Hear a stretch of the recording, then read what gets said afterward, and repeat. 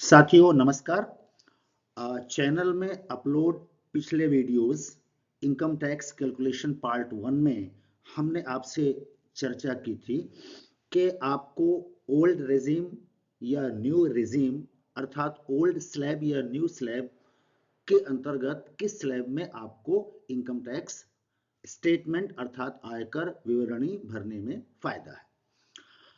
आज के इस वीडियो में इनकम टैक्स कैलकुलेशन पार्ट 2 में हम चर्चा करेंगे कि यदि आपको ओल्ड स्लैब के थ्रू ज्यादा बेनिफिट होता है तो किस तरीके से आप अपना इनकम टैक्स स्टेटमेंट अर्थात आयकर विवरणी भर करके त्रुटि रहित अपने डीडीओ को सबमिट करेंगे।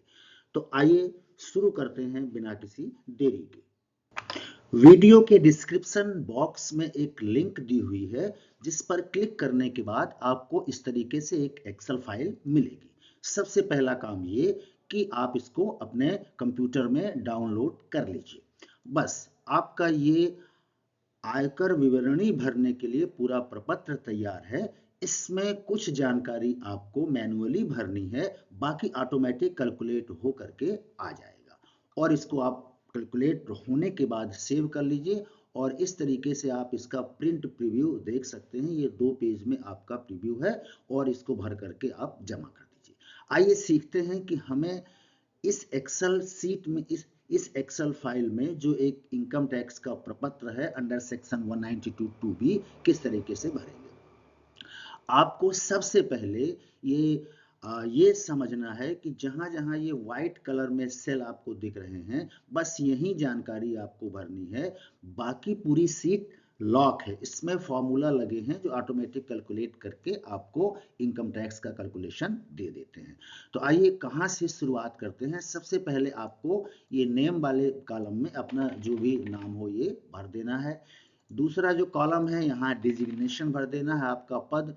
तीसरा आपके यहाँ ऑफिस का एड्रेस जो भी हो भर देना है और चौथे नंबर पर पैन नंबर आपको यहाँ पर जो भी हो भर देना है। बस ये पहला काम। दूसरा काम है सीधे आपको स्क्रॉल करके नीचे आना है। ये आपका सैलरी स्टेटमेंट है फाइनेंशियल ईयर 2023-24 का, अर्थात आपको जो भी सैलरी मिली है तो सैलरी स्लिप से आप यहाँ पर पूरा भर दीजिए। भरने का तरीका एक आसान तरीका बता रहा हूं। मान लीजिए कि अप्रैल से जुलाई तक आपका मूल वेतन है 70,000, तो ये लिख करके और कंट्रोल इंटर प्रेस कर दीजिए तो सभी सेल में ये आपका फिलअप हो जाएगा।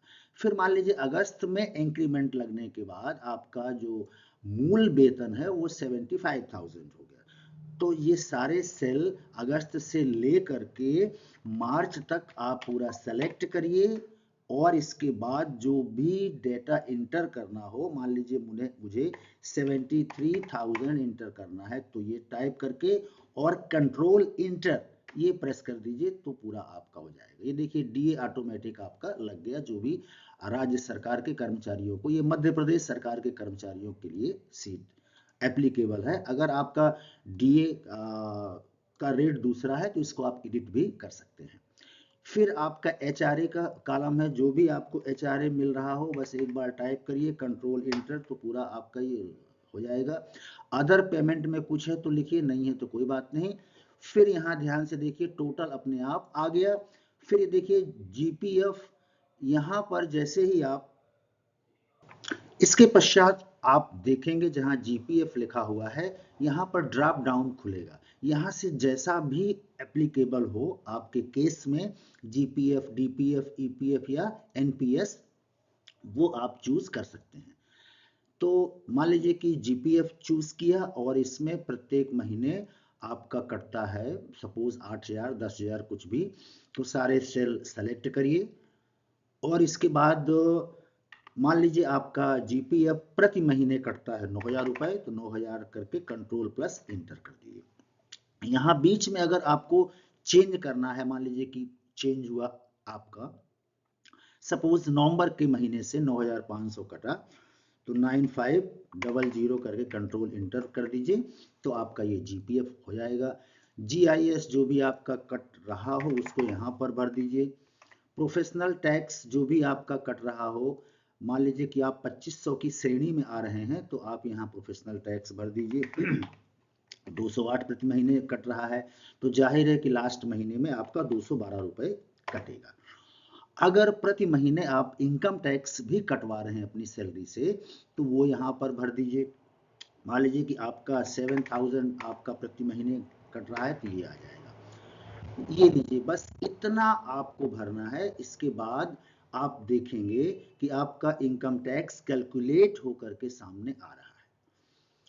तीसरा काम ये करना है कि अंडर सेक्शन 80C के अंतर्गत यहाँ आपका जीपीएफ, ईपीएफ और जीआईएस कंट्रीब्यूशन ऑटोमेटिक कैलकुलेट हो करके यहाँ पर पहुँच जाएगा और ये आपका ग्रास इनकम भी आ गई। बस सिर्फ आपको अब भरना है, अगर ये जो वाइट फील्ड आपको दिख रहे हैं, यहाँ कोई अगर वांछित जानकारी भरनी है आपको, उदाहरण के लिए आपका LIC प्रीमियम हो गया, मान लीजिए 50,000 रुपये, आपका PPF हो गया 15,000, इस तरीके से जो भी यहाँ पर लागू हो आप भर दीजिए। तो इस तरीके से ये इनकम टैक्स ऑटोमेटिक कैलकुलेट होकर के आ जाएगा और कितना आपने आपका इनकम टैक्स कट चुका है वो भी आ गया सामने, और कितना आपका लास्ट फरवरी पेड मार्च महीने में कटेगा वो भी स्वतः कैलकुलेट होकर के आ जाएगा। तो इस तरीके से मित्रों हम यहाँ पर ओल्ड रेजिम के थ्रू अपना इनकम टैक्स भर सकते हैं। यहाँ बड़ी इंटरेस्टिंग बात एक और शेयर करूंगा अंत में कि अगर आप यहाँ पर एनपीएस अप्लाई करते हैं तो आपको देखिए स्वतः कैलकुलेट होकर के आ जाएगा कि आपको 80C अंडर सेक्शन 80C के अंतर्गत मैक्सिमम 1.5 लाख रुपए तक मिल सकता है और 80CC-D1 पर आपको एनपीएस में ये राशि इसमें सम्मिलित है। अगर आपका 1.5 लाख रुपए 80C के अंतर्गत हो रहा है, इसको मिला करके किसको 80CC-D एनपीएस कंट्रीब्यूशन में, तो एक्सेस अमाउंट का आपको 50,000 रुपीज का अंडर सेक्शन 80CC1B के तहत 50,000 की अतिरिक्त छूट भी मिल सकती है, जो स्वतः कैलकुलेट होकर के यहाँ पर आ जाएगा। तो मित्रों ये थी बहुत ही महत्वपूर्ण जानकारी। मिलते हैं अगले video income tax calculation part 3 में, जिसमें हम न्यू स्लैब्स यानी न्यू रेज्यूम के अंतर्गत अगर आपको फायदा हो रहा है तो किस तरीके से इनकम टैक्स कैलकुलेट करेंगे, इसी प्रकार की एक्सेल सीट के साथ में हम उपस्थित होंगे। तब तक के लिए धन्यवाद। हाँ, यहाँ पर अपना नाम भी आप भर सकते हैं, यहाँ स्थान जो भी होगा, यहाँ संस्था प्रमुख के सिग्नेचर, यहाँ डेट और यहाँ पर सिग्नेचर भी आपको करना होगा। धन्यवाद।